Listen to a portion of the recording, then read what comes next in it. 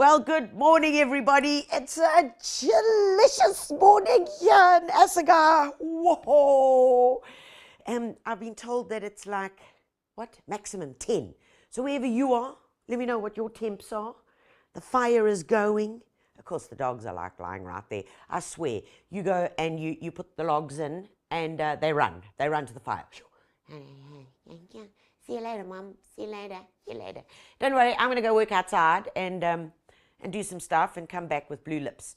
But sure, guys, it's been chilly. Some of you had snow since the last time I saw you. Snow? Like, really? Some of your plants melted, literally in front of your eyes. Your plectranthus, your begonias, your coleus. Yeah, it's been pretty hectic, hasn't it? But I'll tell you, what's the silver lining? So, I always look for the silver lining, no matter what it is. And the silver lining is that I will tell you this, that if you had one fungal spore lying around under your roses, next to your roses, in your roses, if you had one bit of powdery mildew somewhere, let me tell you, those guys are poof. Like one of those cartoon characters, or when you're playing on that, they literally got nuked. They got nuked and they are goners into ho heaven, or wherever that might be, but they are a goner. So what does this mean for gardening? Oh, I look forward to a beautiful spring, because when we have the cold, guys, when we have the cold, the plants that need it for the beautiful spring, that array, and it's almost song. It's like they burst into song, our plants, and they need the cold. As much as we don't enjoy it, they need it, which is why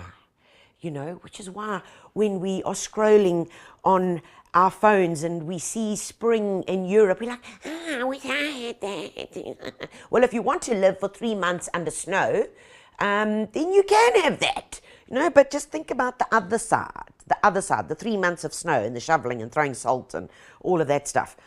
So we have it really good, actually, really good. In terms of talking about really good, pity about the Bokke. Man, where were they? They were like, I don't know what's going on. But yeah, I think, and I know that you guys that are watching are serious, want to be coaches, and you're up there as assistants, and I would strongly recommend that you put your CV forward, because, against the All Blacks to lose, oh, that hurts. Man, that digs like, oh, well, yeah, oh. Okay, let's not get going on about that, because I get very, very emotional about that. And somebody said they wanted to burn their jersey.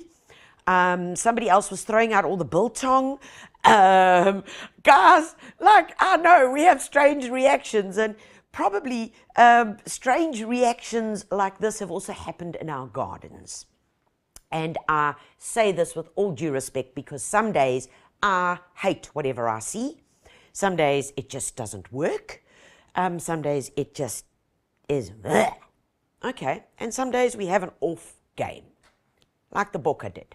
Okay, I'll forgive them. It was an off day, just bad choice of opponent. But we've got to learn from these, and we've got to learn the lessons and take the time and remember that your garden, much like us, also does have a bad hair day.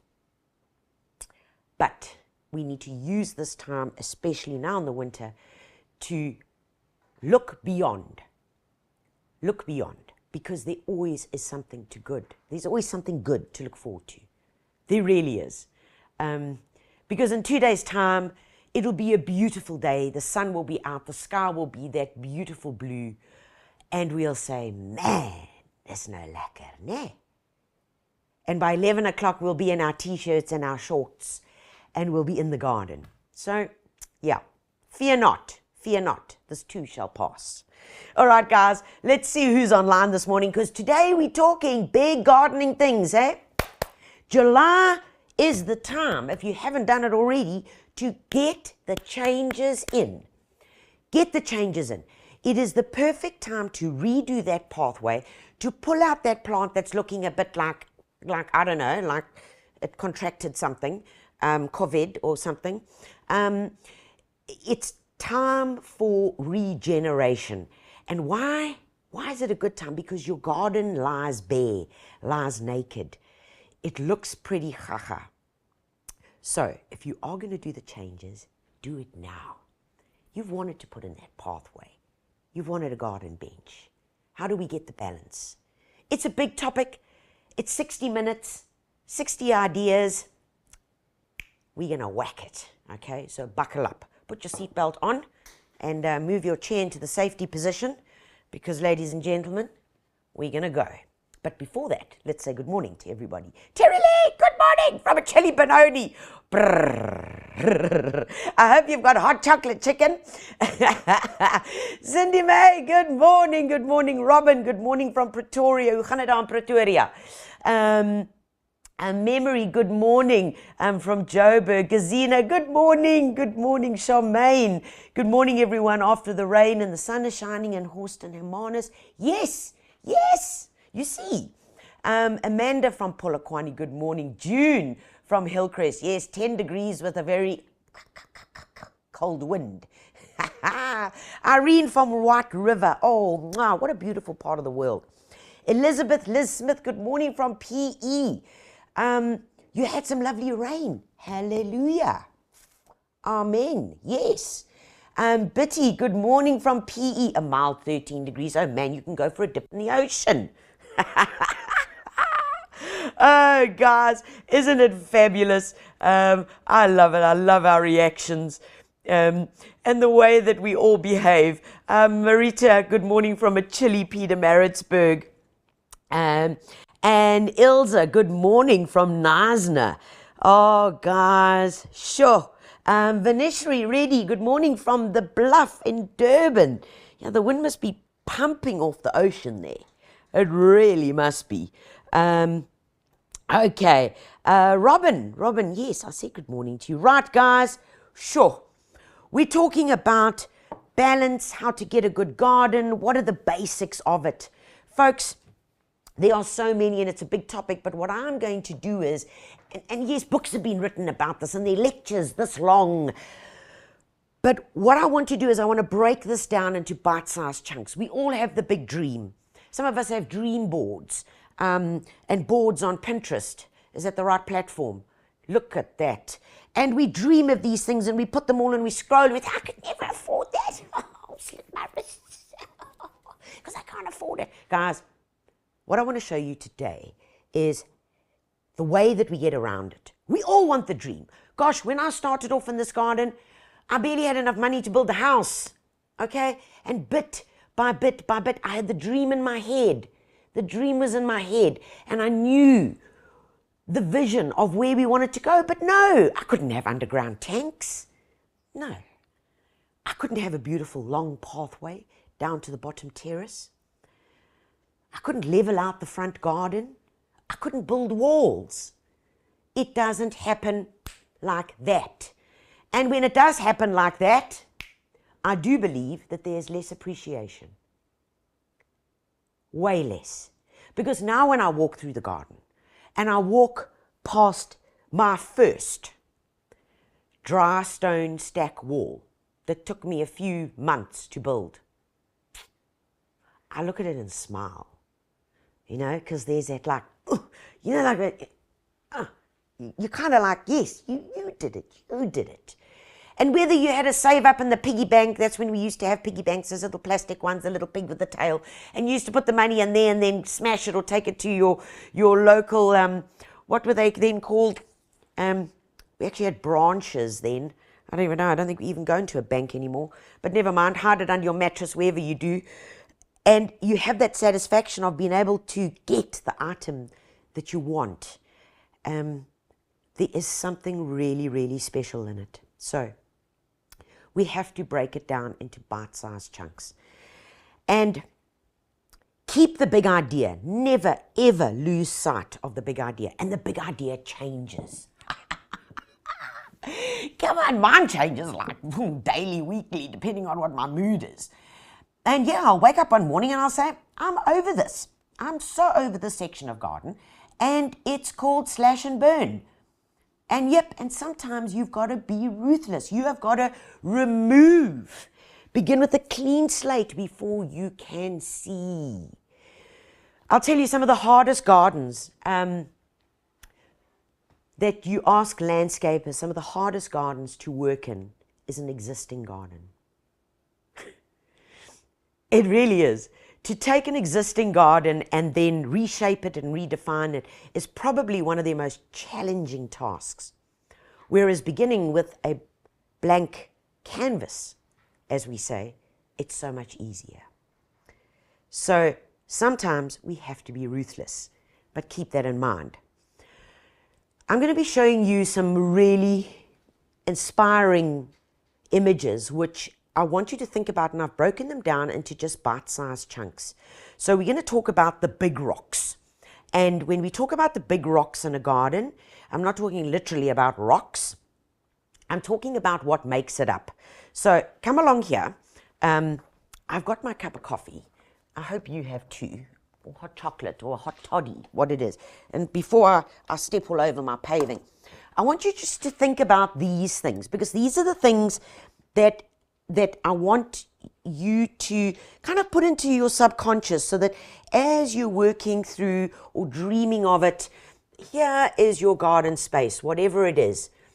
And let's pretend that this is the house.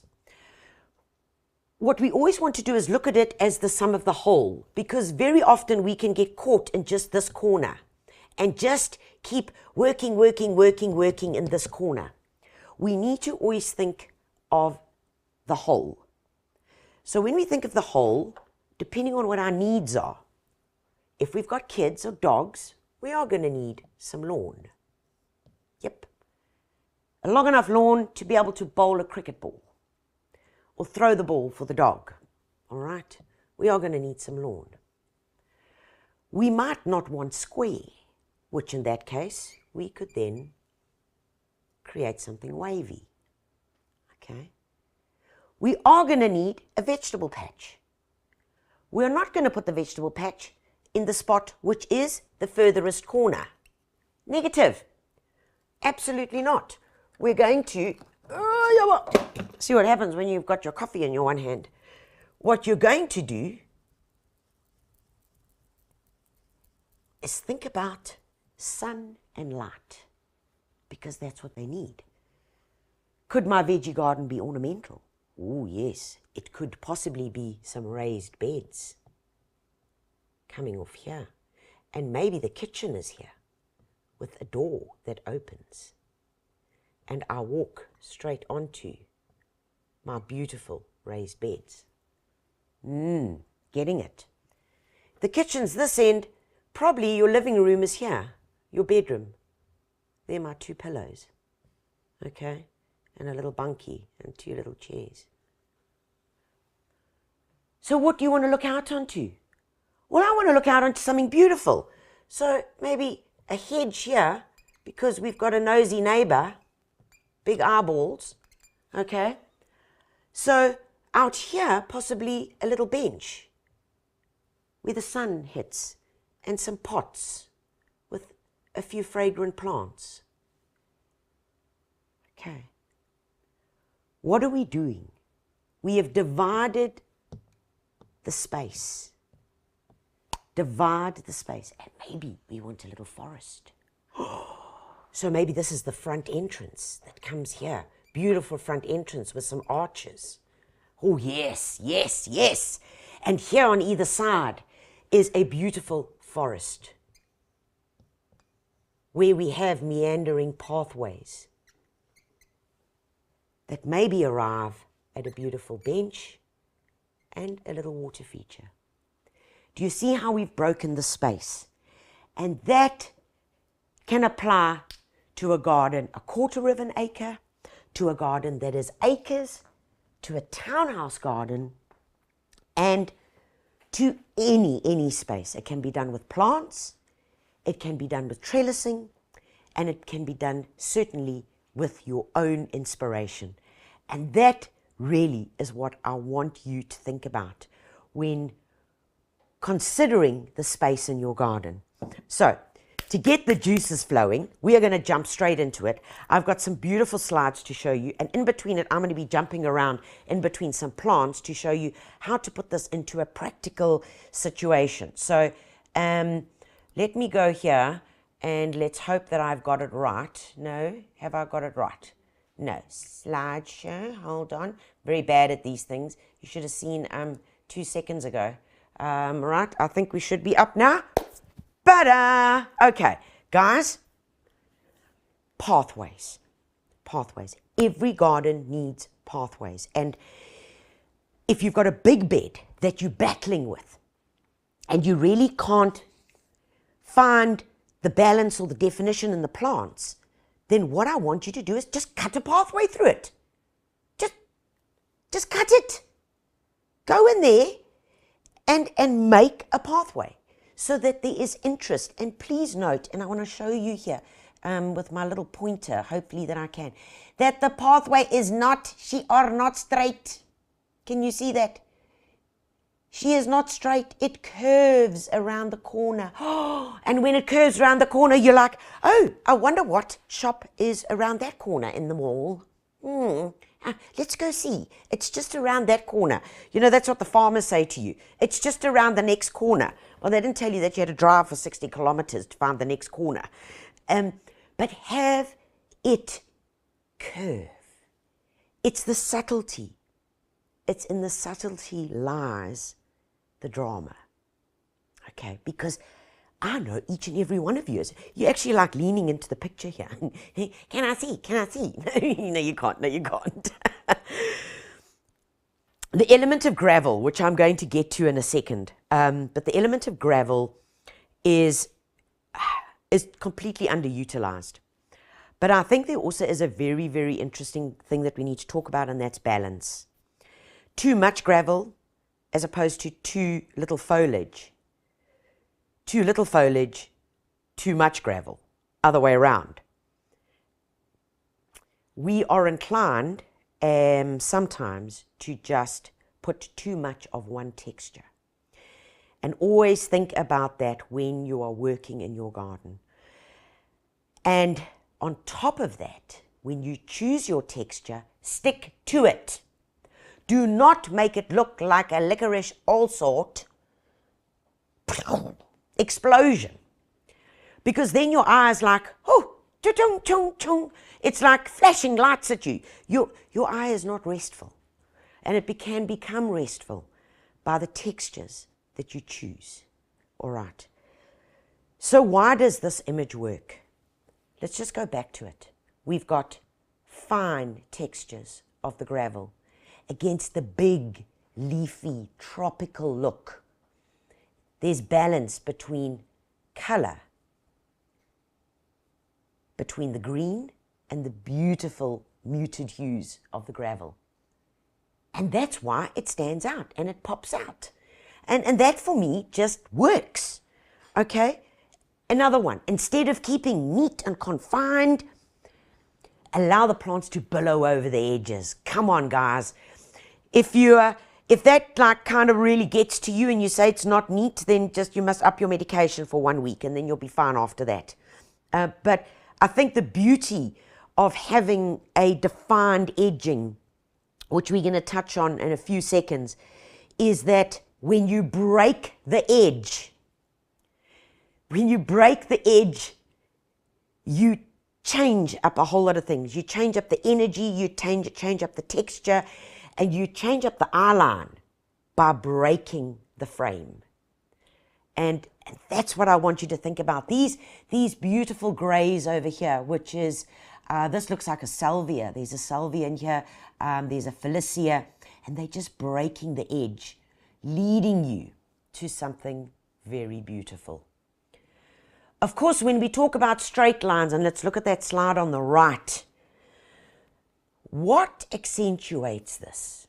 Because some of you might want the straight lines. What is it? It's the repetition of the white. The repetition of the white icebergs.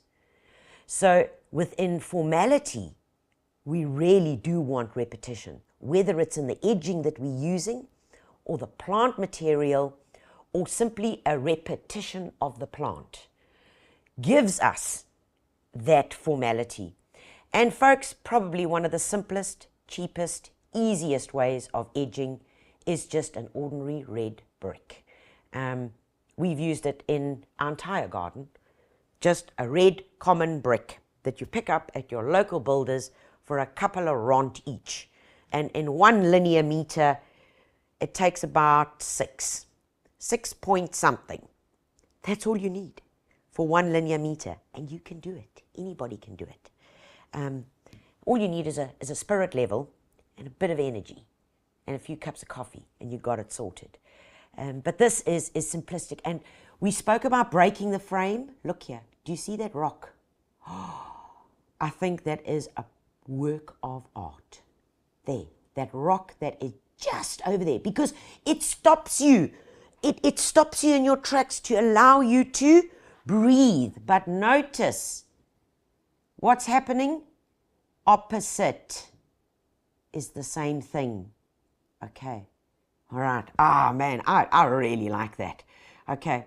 When it comes to paving, guys, and paving underfoot, yes, it can be expensive, but when we plan for it and we do it properly and we really consider the elements, and if we really do need it, I want you to consider the following. Please allow for the gaps. And I want you to come across to the right here.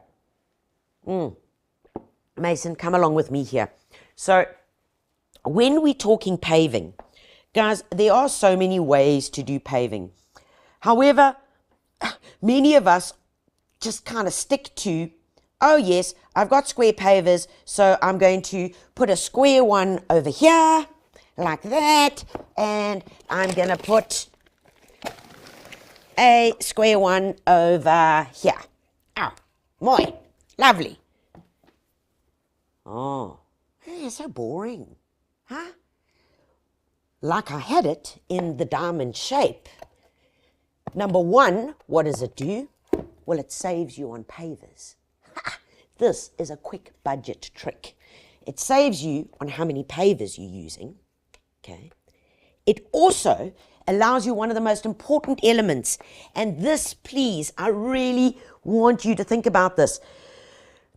In terms of what we use in between, number one, weed guard underneath. This is that fabric, okay, which is made from plastic bottles, right? I want you to put that underneath, especially if you're using gravel in between, because holy caramba, when you start and you're having to weed in between and your very expensive gravel gets squashed into the mud over here, you start having a frothy, and I mean a complete frothy. And I know that because it's happened to me.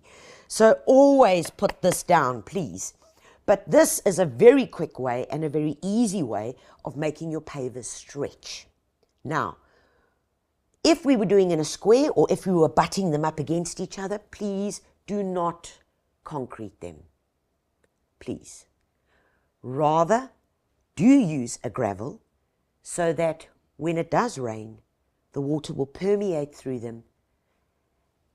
When it does that, it gets fed straight back into the soil. The other thing that happens is, well, you know if you've got large paved areas, oh caramba, when that water comes rushing off there, it's like a tsunami and it takes out the rest of the garden. Okay, so that's the thing, drainage, drainage, drainage. But in a simple pattern like this, and this could be taken, and this idea could be replicated over a large area or in a little section of your courtyard or in a little section of your townhouse garden. So what could we do? Very quickly, I'm going to show you. So what are our options? Now, I've thrown together a whole lot of things here. So, number one, you could edge it with a few little cobbles, all right? Like that. So we could almost define it as a little patio section. Does that make sense?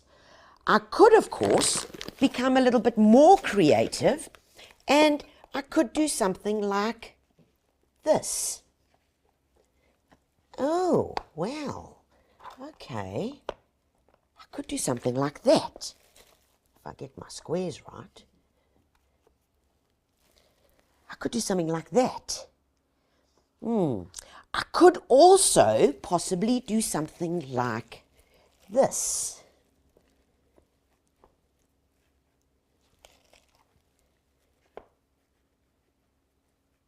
There, just like that.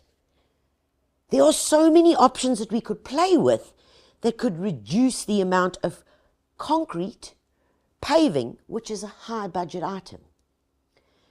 So let's put these back here as our little edging. And remember, our edging could have been replaced just with some bricks. Yep. But in the middle here, I could always use this as a little platform and as a little palette to put some pops of color. Ooh, now we're talking. Now we're talking, okay? So I could fill this with color. I could also pop in a beautiful herb.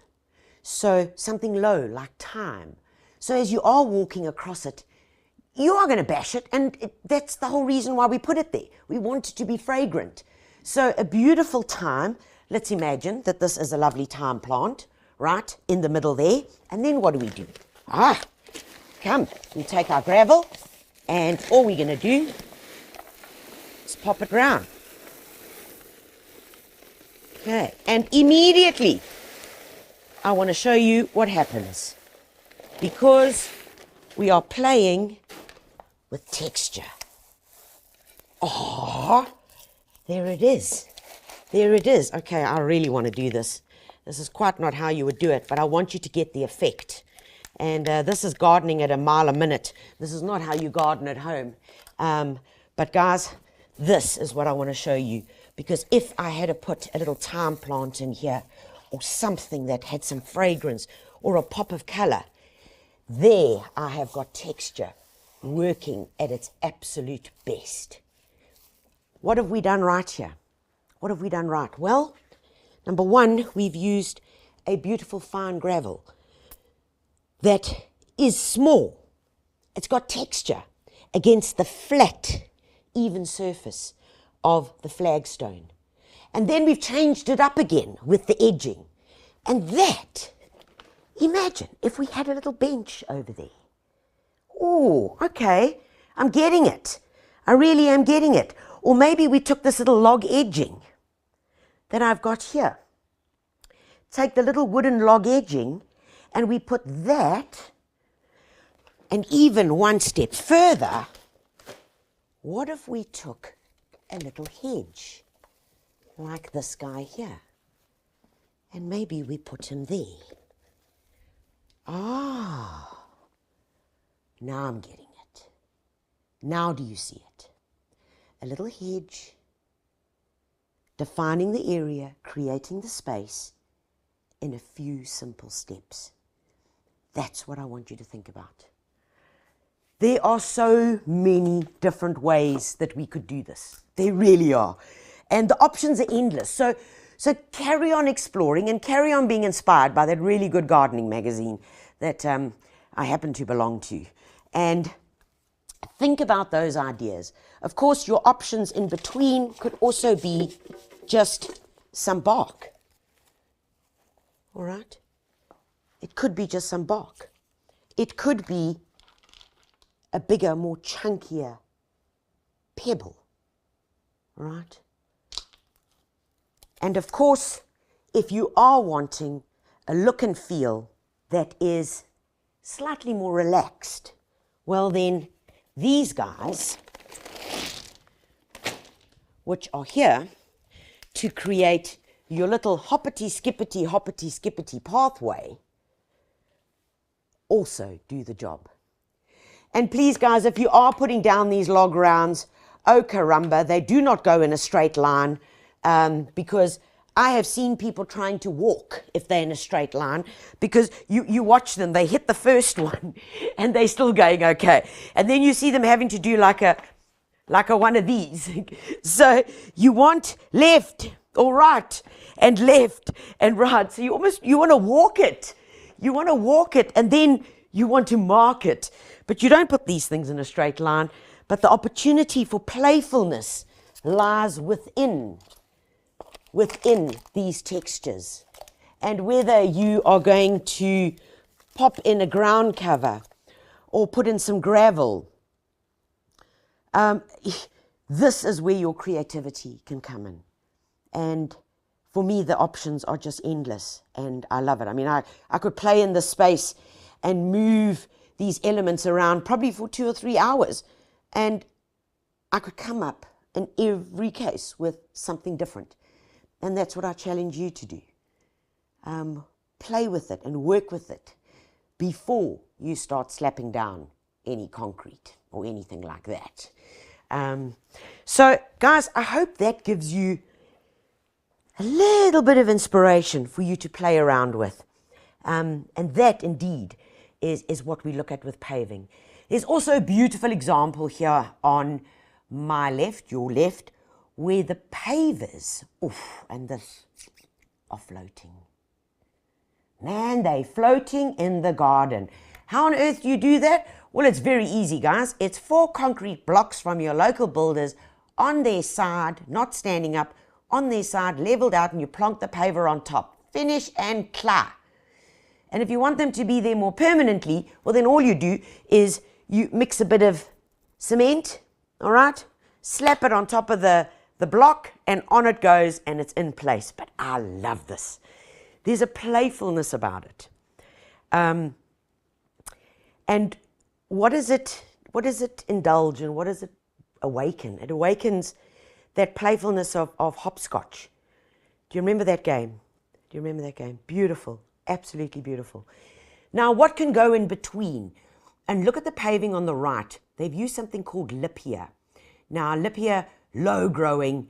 There's some other options that I'm going to show you a little bit later that also work beautifully in between your paving, because you do not want to plant grass, because caramba, there you will be with the scissors and you'll be trying to cut it and keep it neat. It is very painful. All right, so think about how much time you normally spend as a person in the garden. Put something in that's going to be easy to maintain and upkeep. All right, this I just love. Oh, man. Come on, I want to run down there. I want to run down there and get to the end and then stop and turn around and find the new view. And that is what seating does in a garden. Remember, guys, metal seating, not in the hot, hot sun, okay? We remember those parks that were built in the early 70s with a metal bench that was concreted into the ground that couldn't be moved in case somebody stole it, was in the full sun. And when your mom went to try and sit on it to watch you, that you said, chop, whoa, burn your bum, burn your bum. So consider those and consider the textures that you're using. Also, the bench is not screaming at us in this image. It's muted tones. It's almost like a gentle arrival in a very formal setting. Now, a bit of a mishmash. This is on the landing as you go down, and those are walls that are built. Not perfect, but they're mine.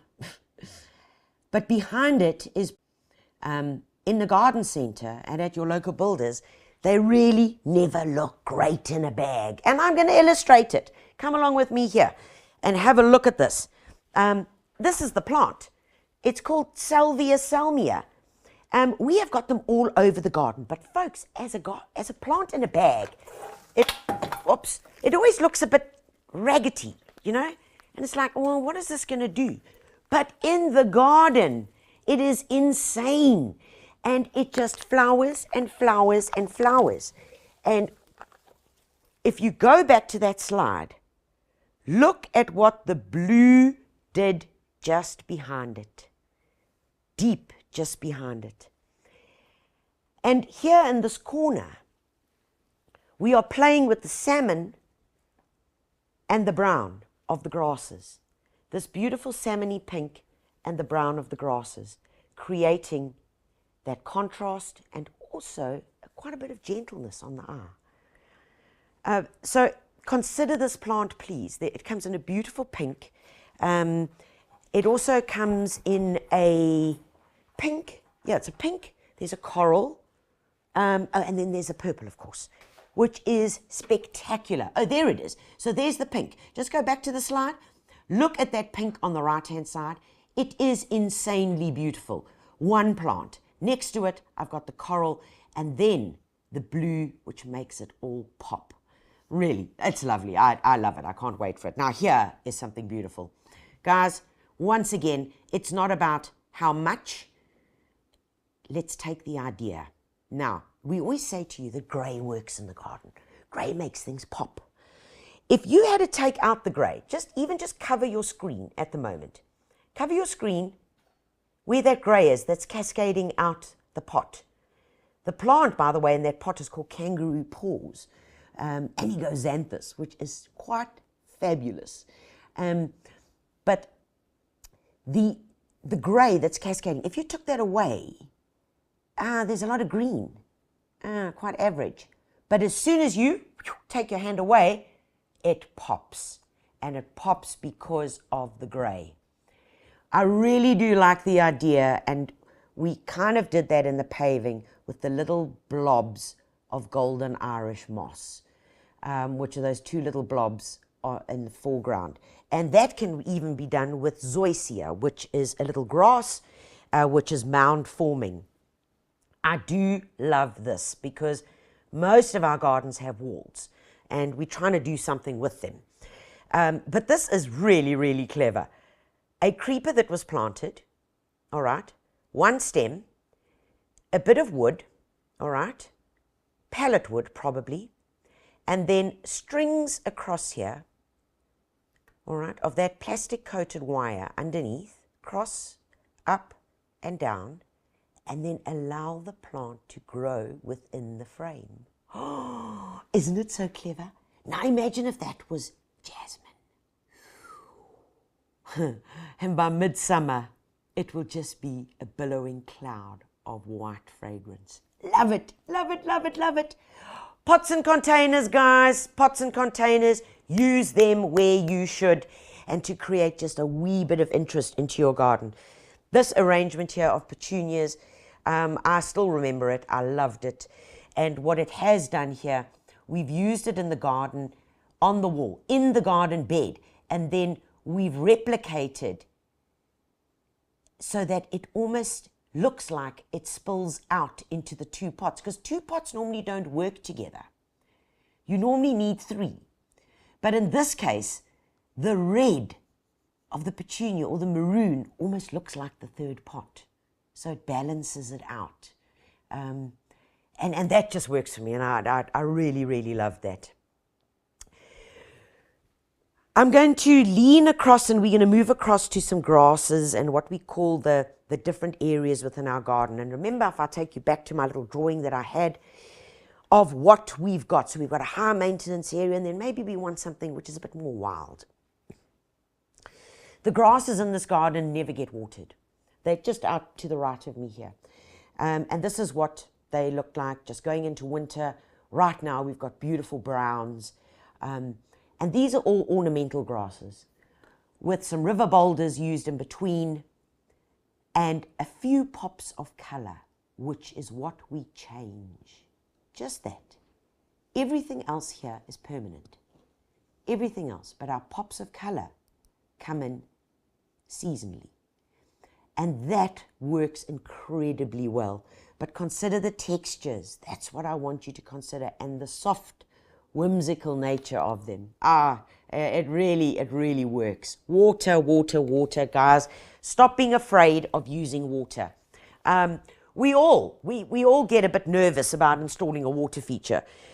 But really, technology and design has come so far that you literally can go into Builders, put the seats down in your Aurus or your Yaris, and you can pick up a little pump, a little water feature pump. You can load the water feature into your back seat, go home, and set it up that afternoon.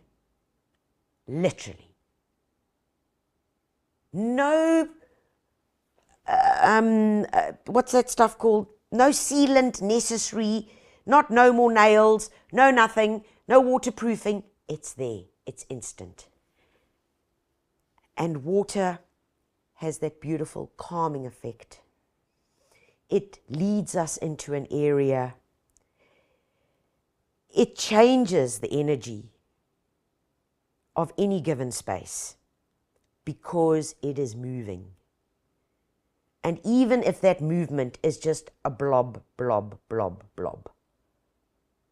But movement is what defines it and really is the element that adds so much to our gardens. And then, of course, it also works as a beautiful focal point. And I love this idea. I want to do this somewhere in my garden. I am so ready to do this. A bit of corrugated iron that you could probably pick up from your local dump, or you could buy a new one and make it look old with some of that beautiful fired earth, rusted paint. You know, you put it on and then you put this other stuff on and it goes, yeah, it looks like it's 100 years old. It's stunning. And the taps, isn't it gorgeous? I mean, imagine there's probably an awful neighbor beyond this. And it could have just been a bland wall that hurt your eyes and made your eyes water because of the reflection. But it could be done so simply. Plant combinations and textures, and this is where I'm going to jump around a bit, guys. But just what I want you to focus on here is look at the beautiful Inca lily. This is an Inca lily alstroemeria called Summertime, and next to it is a beautiful coprosma. We've got cream that bounces with the coprosma that picks up on the lovely green of the senecio. So how do we get that in our gardens? Here's some other ways. Come and have a look at this. And stay there, Mason, in that corner. I are coming back, as they say in the classics. So how could this be done in a big or a small patch? Well, guys, look here. Very, very simply. It could be a beautiful colored leucospermum. Oh, man, isn't this stunning? Look at this baby. What is this name, actually? Oh, burgundy sunset. Look at that color. I mean, like that makes my knees sore. It is so beautiful. That as your background plant. Pop in a bit of yellow in the foreground as your beautiful foreground foliage. Okay, change in texture. And then maybe a bit of grey just to make it pop. What is the permanent plant? Permanent in the garden. Permanent grasses. This will last for a year. This is your beautiful Dusty Miller. Well, I could change it up as well. I could possibly do this. I could keep that as my main plant. I could use my beautiful daisy as my middle plant, going a bit lower down. And I could pop in a lovely little perennial alyssum to work with it. If I wanted a bit more height, I could put a beautiful camellia as the tree further behind this. I mean, look at that flower, guys. Ain't a shame, it's a bit bruised, but oh, camellias, evergreen, cope with the cold, as they come from China, could work so beautifully. And there's a further example I want to show you. And guys, this gets a bit difficult when I'm in this little space, but I really do have to show you. If we are going to use the same, and what I really want to show you here is the play on colors and textures. If we take something dark, and remember this could be the coprosma, it could be a beautiful holly, anything that is going to give me that beautiful red, deep burgundy. And I pop in that.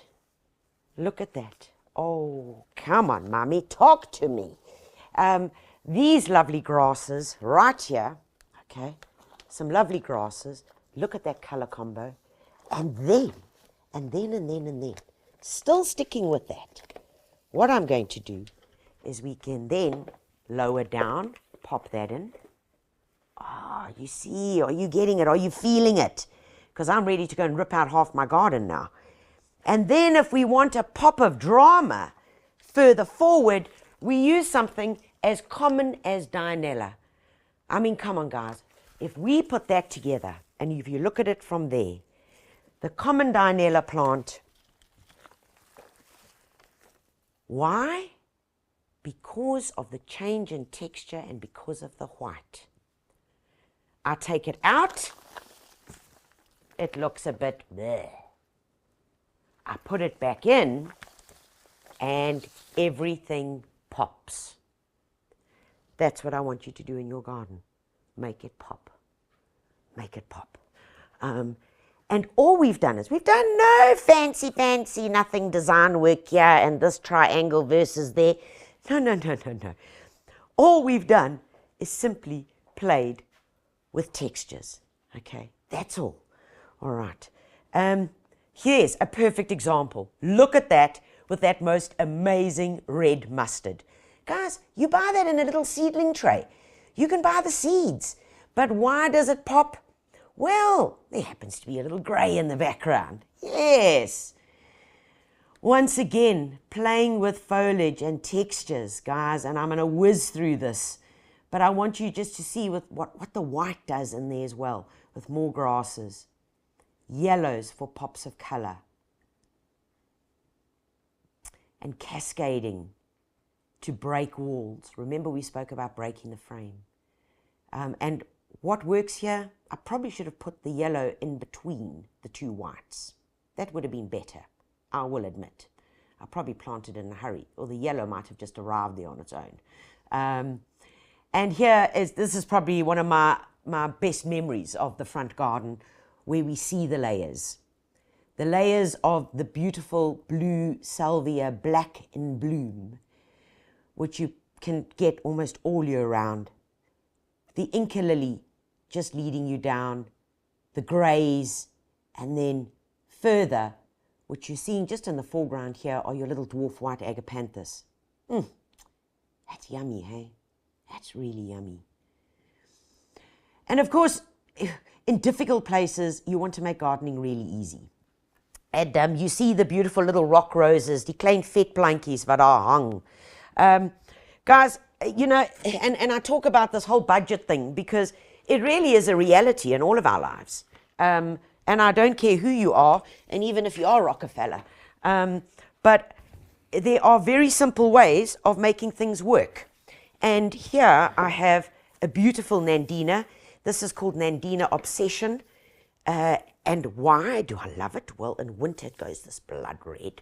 Okay, blood red. Stays nice and dwarf, narrow plant. And there I've got a similar color foliage, okay, with the coprosma. But now what if I wanted to zoot this up? You know, because it looks pretty on its own. It's the only way I can describe it. Well, let's think about it in a gardening form. So if I had here, this is a beautiful Thuya occidentalis Rheingold, which is now almost quite brown, and I love that texture. I love it. And in summer it goes golden. But if we took that and I'm going to put them like this so that you can actually, there we go. I'm not going to hurt them, but I want you to put them like that so that you can see. And if I took some little bits of vetplantjies, of my little rock roses that I picked from that spot in the garden, and I was looking for something just as a change me up. What if I just put some of them around the edge? What if I just did that? Just repetition. Repetition of one thing. Oh, caramba, and look what's happened. The red is jumping out at me. I can actually see it. I've got some depth. I've got a change in what's going on here. I've got thin fern-like foliage and then the beautiful fat of my little vetplantjie of my rock rose, and I'm even going to get more depth. Now we're talking. Now we're talking. And to just give it one more extra kick, I think what I would do is I would probably do this. I would take this, and I would pop it in there, and now we've got everything that one person could ever desire. We've got height, we've got texture, we've got colors, we've got pops. And if you really wanted a pop, I mean, if you really wanted this thing to star on 8, as they said, to really jump out at you, then just gooi a Dianella in there. Haibo! Yo! Now we're talking. Okay. So there's your garden. There's your square meter of garden. It's got everything that you need in it. And it's got permanence, but it's got texture. It's got some height. And guys, this can be done in a flash, in an absolute flash. The grays and the whites, the power of them. Look at this next slide. The power of them really, really works there. And that's almost what we've just created on my tabletop right here.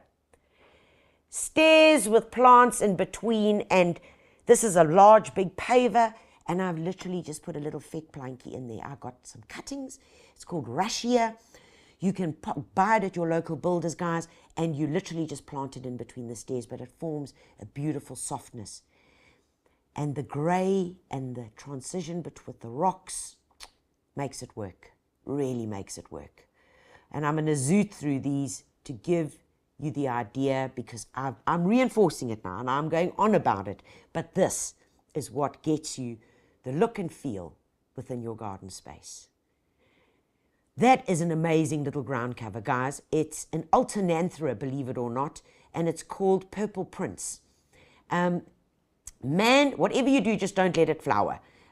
Because when it flowers, then the leaves go all scraggly and it looks awful. So as soon as it gets a bit too tall, just prune it back really hard. And behind it, we've got a Belia lemon and lime, which is a beautiful, stunning contrast. Here, again, perfect examples of the beautiful Senecio angel wings on the right, which is the grey. We've got some little yellow snapdragons in the front. But do you see, it's just simple combos. No rocket science here, guys.